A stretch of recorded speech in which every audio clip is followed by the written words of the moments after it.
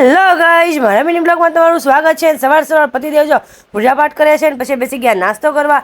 નાસ્તામાં જો ભાખરી, ચા અને રાતનું શાક. અને આજે આપણે ચણાનું શાક કરવાનું છે કે નહીં, તો કામ કરતાં કરતાં જ આપણે જો ચણા બાફવા મૂકી દીધા છે. અને આ ગમે એટલી ટકટક કરું ને તો એ કોઈ દિવસ એનો નાયેલા રૂમાલ છે ને એ સૂકવે નહીં. પડ્યો રે 2 દિવસ હું ન હોય તો પડ્યો રે, પણ સૂકવે નહીં. પછી જો આપણે માટલાનું કામકાજ હાથમાં લઈ લીધું છે. માટલા ઢવળીને ધોઈ નાખવી. હમણાં વરસાદી વાતાવરણ છે ને એટલે વહેલા કપડાં સૂકવી દઉં છું, કે આપણે કામ બધું પડતું મૂકી પેલા કપડાં સૂકવાનું કામકાજ કરી. કે વાતાવરણ જો તો વરસાદ આવે એવું થઈ ગયું છે. અને જો આપણે કપડાં સૂકવીને પછી રસોઈ કરી નાખી. બપોરે આપણે જો ચણાનું શાક વઘારી નાખ્યું છે. જો બેસી ગયા જમવામાં ચણાનું શાક, કેવડા, રોટલી આવી જાવ બધા જમવા. અને આપણે બિસ્તરો પોટલો જો બાંધી લીધો છે. નાસ્તો અને પાણીની બોટલ અને જરૂરી વસ્તુ થોડીક રાખી છે. અને જો આપણા સાથીદાર આવી ગયા છે તો જાવી છે જોબમાં. 5 કલાકની જોબ કમ્પ્લીટ કરીને ઘરે આવી ગયા. મારા પતિદેવને મેં કીધું હતું કે કપડાં સરખા સુકવજો, તેને લાદી ઉપર જ કપડાં સૂકી દીધા છે ને. કામ કોક દી કરે પણ આવું કરે. અને જો રાતે અમારે બહાર જવાનું હતું તો મારા પતિદેવ જો પાણી ભરાયેલું હતું, ન્યાય ગાડી હકવેલી છે. અમારે વરસાદ એટલો બધો હતો તો પાણી જો તો કેટલું ભરાઈ ગયું છે. આપણે સાંજનો ફોન મૂકી દઈએ, બાપા આપણે હવે ફોન કોઈ લઈ નહીં દે. અને આવી ગયા મારા ભાઈને ઘરે ને અમારી જોતો દૂનડી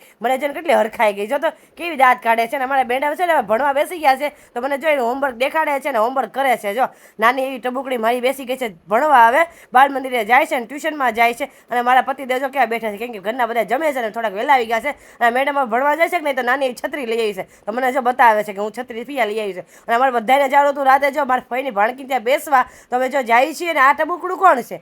મારા ફઈની ભાણકીને ભાણ્યો છે. અને જો વિડીયો ઉતારશું તો કેવો ખોળામાં બેસી ગયો છે. અને આ મેડમ જો ત્યાં જઈને રિસાઈ ગયા હતા તો જાગી જ જો સુઈ જ ગઈ છે. અને મારા ફઈની ભાણકી છે જવડિયા તો હાઈ કરે છે. બધા હાઈ કરે છે. બધા માટે ચા બનાવે છે. અને બધા જો રૂમમાં બેઠા છે ને અમે બધા હવાડું બહુ કરી. અને આપણે કોઈક તાણ કરેલા ચા પીવી પડે. હું ચા પીતી નથી. થોડી વાર પછી પાછા મારા દીદી જો શરબત લઈ આવે બધામાં છે ઠંડુ ઠંડુ. અને એટલે જ આપણો અવાજ બેસી ગયો છે, શરદી થઈ ગઈ છે કે ઠંડુ વાતાવરણ છે ને એટલે. તો કાંઈ નહીં, મળીએ કાલે નેક્સ્ટ વિડીયોમાં. ત્યાં સુધી મારો વિડીયો ગમતો હોય તો લાઈક, શેર, સબસ્ક્રાઈબ અને હર હર મહાદેવ.